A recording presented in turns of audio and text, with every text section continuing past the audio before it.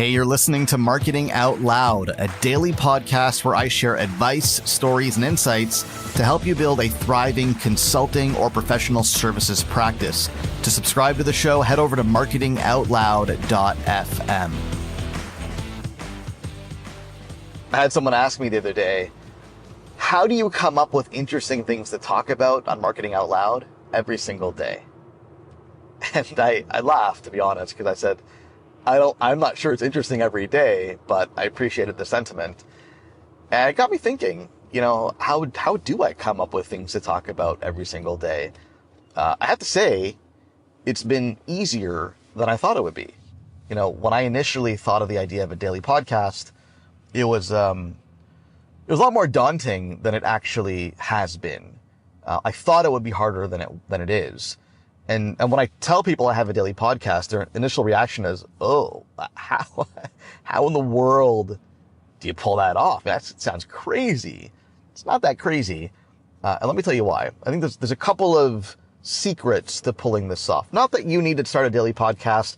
It's not for everybody, but the broader question of how do you come up with interesting things to talk about on a regular basis, that's important because you need those interesting stories and anecdotes, and you need to develop that skill to be able to create effective, insightful, and useful content. So I think the first key to telling these interesting stories and creating interesting content is to be doing interesting things. Yeah, it sounds kind of silly, right? Like, what do you mean do interesting things? Well, if I didn't do interesting things or have interesting conversations, then I wouldn't have interesting things to talk about here. And if I think back to previous points in my career, that was a challenge. If I'm working with the same clients all the time and I'm not really having new experiences and I'm not really trying new things in my business and I'm not really, having new conversations, then I wouldn't have much to talk about. And that was definitely the case for me at some point in the past. But now, you'll notice, all my stories begin with this happened to me, or I tried this thing, or I had this conversation.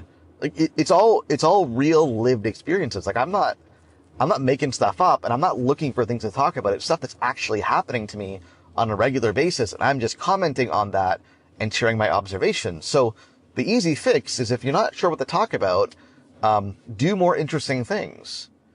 Go out and have new experiences, try new things with your marketing, go out and talk to new people, have more conversations. And I have to say, the conversations is a big part of it for me. That I have a lot of conversations with a couple of different types of people. One is other thought leaders and my peers in the space who I frequently interview on Forecast. That's a major source of ideas, and it shapes my thinking on topics that are relevant to my audience. And I talk a lot about that on this show. And the second type of conversation that I have is with prospects and with clients, with the people that I serve. The more I talk to them, and the better I understand their needs and their challenges and their frustrations and what they're struggling with, then obviously the better I get at my job, but also the more anecdotes and the more data that I have to share with you, because chances are you're struggling with a lot of the same things the people that I'm talking to are struggling with. So I think that's the first key, is if you don't have a lot of interesting things to say or to talk about, then, it's not the challenge here is not how to create good content. The challenge is how to do more interesting things. If you do more interesting things and you have more interesting conversations, you're going to be able to create more interesting content. The second is consistency. I wish I could say that I think this is going a lot better now than it was in the beginning. I don't know if I can say that. I think we're about, 60, 70 episodes in. I'm not sure if that's true. I think it probably ebbs and flows, but I can tell you I've gotten a lot more comfortable with the medium as time has gone on. Take today, for example. I am driving to a meeting with a client, and it's downtown Toronto, and it's about a half an hour drive, 40-minute drive, and this is the 5th episode I'm knocking off in the car. So I've become pretty confident with the medium. All I need to do now is, when inspiration strikes, I put the idea for an episode in my Evernote folder. I've got a Marketing Out Loud Evernote folder.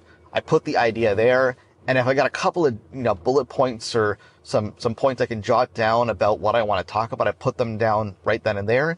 And then when I have time to record, whether that's in my office or whether that's in the car or whether I'm out for a walk, wherever it may be, I just pull up that list and I work through it and I just bang it out. And I'm now comfortable speaking, off the cuff, without a script, without a really detailed outline of sorts, and just kind of going with the flow. And that's a valuable skill. And I wish I was better at it than I am, to be honest. And you may be listening to this thinking, you're not quite there yet. You got some work to do. And that's fair. I appreciate that. I do have work to do.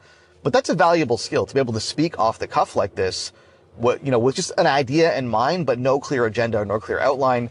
That's a valuable skill. And the only way to really develop that skill is to do more of it and to get better at it over time. So those are the two things I wanted to say. If you're thinking about how do I create interesting content? How do I tell interesting stories? Like, what's the secret? Two things. Do more interesting things, and then you'll have more stories to tell. And start practicing the craft of sharing these stories. And the more you practice it, and the more consistent you are with it, the better you're going to get.